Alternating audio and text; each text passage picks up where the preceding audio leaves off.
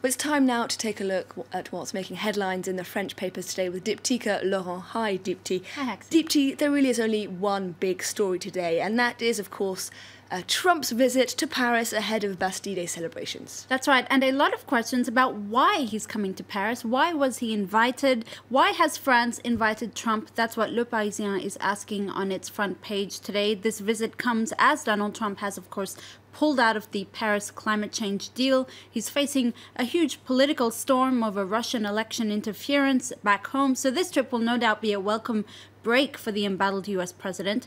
It also marks the centenary since U.S. troops were deployed to help Allied forces battle the Germans in the First World War, which Le Parisien says changed the course of the war. And there's also a lot of questions in the press today about why Donald Trump was chosen, beyond the historic symbolism of US-French relations. It's actually quite strategic if you look at some of the French papers. That's what they think. Le Figaro suggests that Macron wants to help bring Donald Trump out of international isolation, something that he thinks is very dangerous. International isolation is very dangerous for both the US and the rest of the world, while Le Parisien calls it a strange kind of tango where both men have a lot to gain. Trump needs to burnish his international image and credibility, while for Macron, this is again an opportunity for him to take center stage on the global world platform.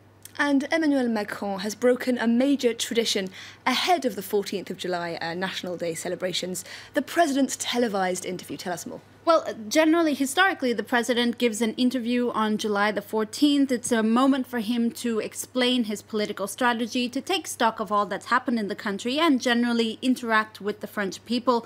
It was actually initiated by President Valéry Giscard d'Estaing in 1978 and has been followed by each consecutive president afterwards, except Emmanuel Macron. He's decided to eschew this interview in what many perceive as another sign of his aloofness towards the media, a sort of I love you, I hate you type of relationship, as L'Opinion says on its front page.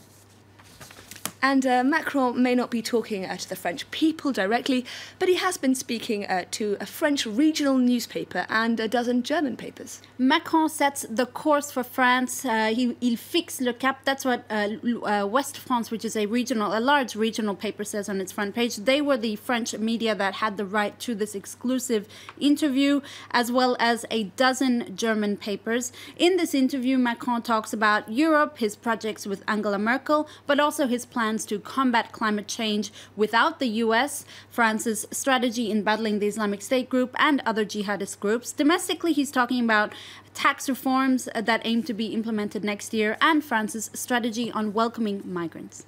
And on the topic of migrants, the government is being heavily criticised for its plan unveiled yesterday to deal with the growing numbers of asylum seekers in France. Well, for many of the papers, France is just not doing enough. The government's plans to welcome migrants is not going far enough. Le Figaro says the government is out of solutions when it comes to migrants on its front page.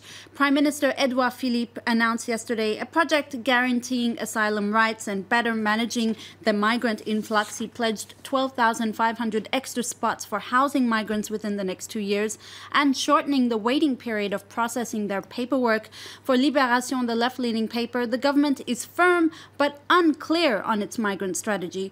For instance, Edouard Philippe remained tough on expelling migrants, but he lacks precision when it comes to what means they're going to implement to improve the welcome given to migrants when they arrive in France. Now, changing the focus slightly, the famous Avignon Festival, a contemporary performing arts festival, has come under fire for one of its plays about Toulouse terrorist Mohamed Merah. That's right, a play by Johan Manka about Mohamed Merah, who attacked a Jewish school in Toulouse 5 years ago. Basically, in this play, they recreate parts of conversations published by Libération newspaper between Merah and the police during that time of violence. For many of the victims' groups, it glorifies terrorism, but the play's creator says the aim is to condemn the social situation that gave way to Mohamed Merah's violence. Diptyque Laurent, thank you very much for taking us on a spin through the French papers this morning.